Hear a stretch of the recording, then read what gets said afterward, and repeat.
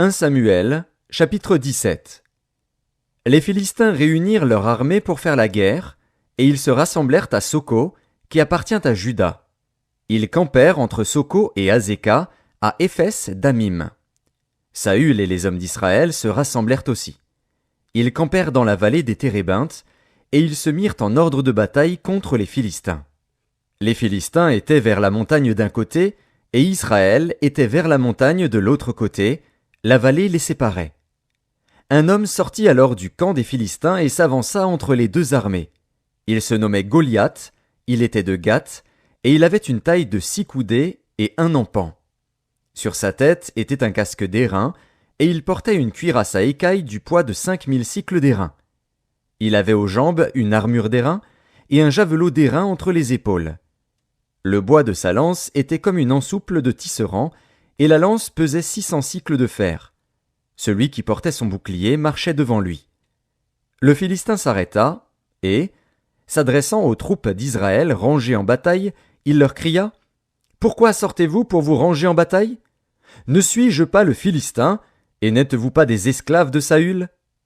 Choisissez un homme qui descende contre moi.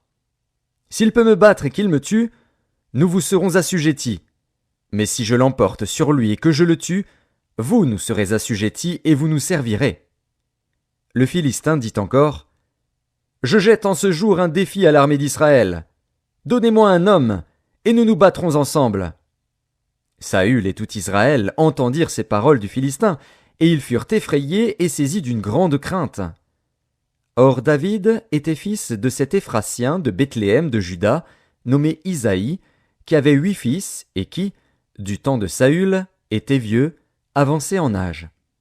Les 3 fils aînés d'Isaïe avaient suivi Saül à la guerre. Le premier-né de ces 3 fils qui étaient partis pour la guerre s'appelait Eliab, le second Abinadab, et le troisième Shamma. David était le plus jeune. Et lorsque les 3 aînés eurent suivi Saül, David s'en alla de chez Saül et revint à Bethléem pour faire paître les brebis de son père.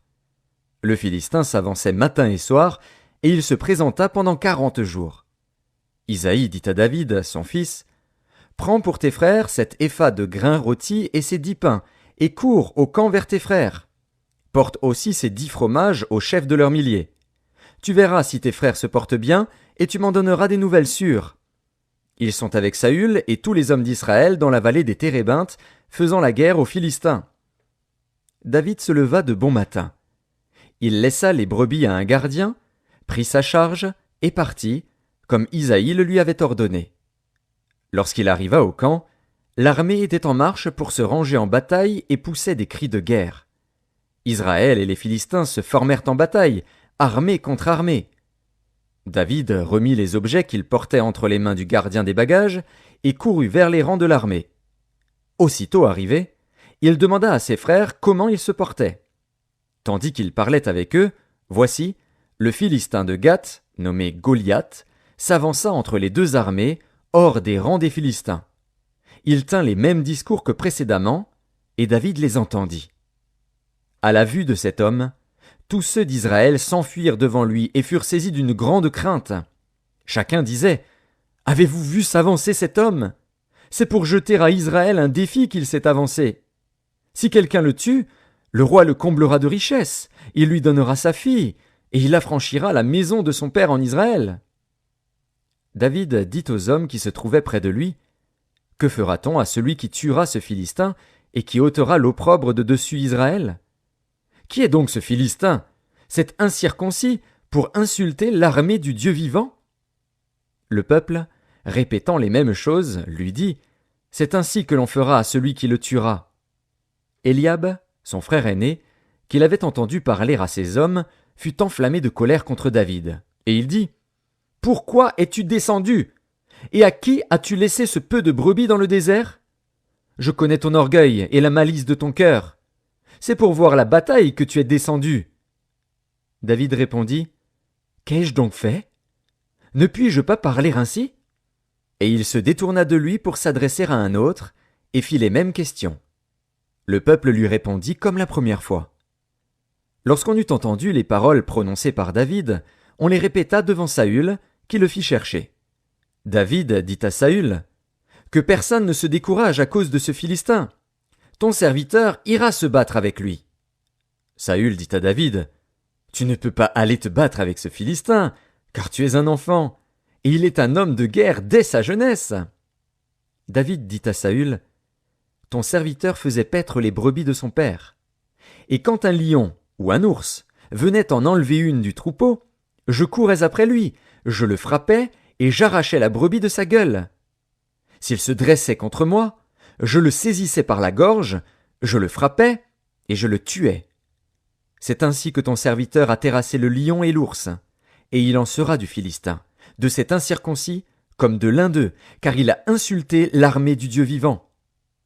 David dit encore, l'Éternel, qui m'a délivré de la griffe du lion et de la patte de l'ours, me délivrera aussi de la main de ce Philistin.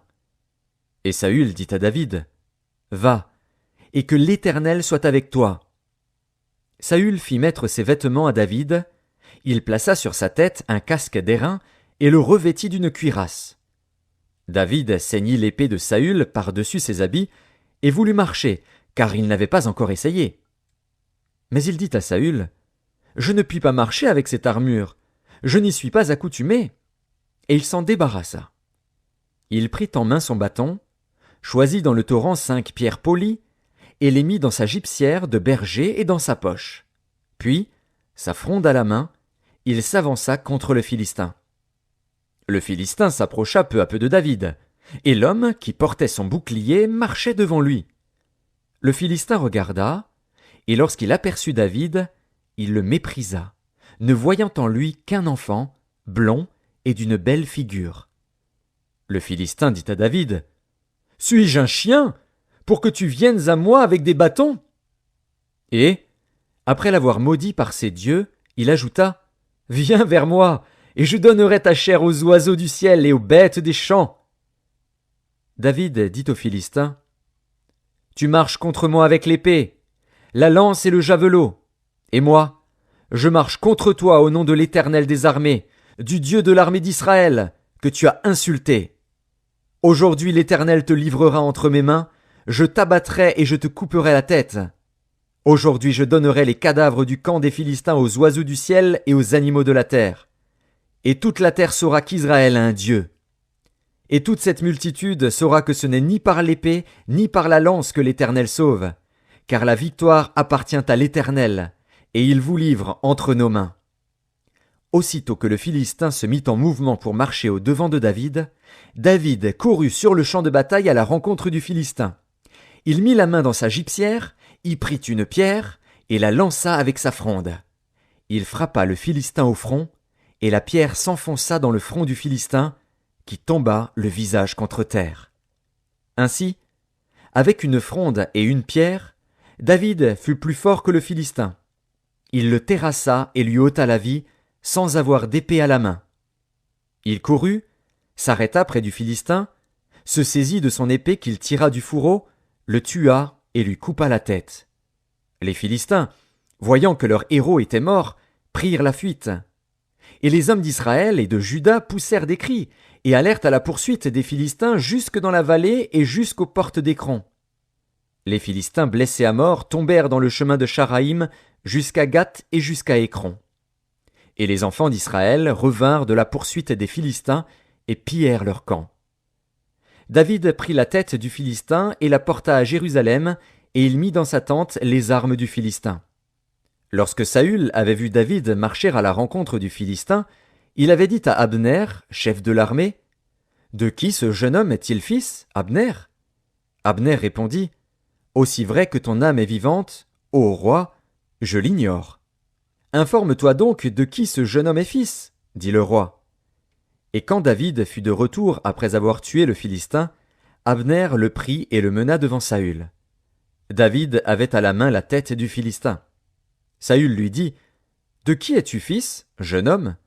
Et David répondit, « Je suis fils de ton serviteur Isaïe, Bethléemite. »